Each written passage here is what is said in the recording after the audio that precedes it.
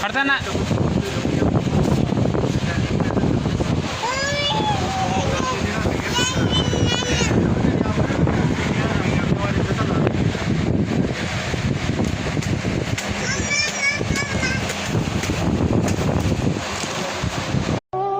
বাবা গরিব হয়েছে তাতে কি হয়েছে?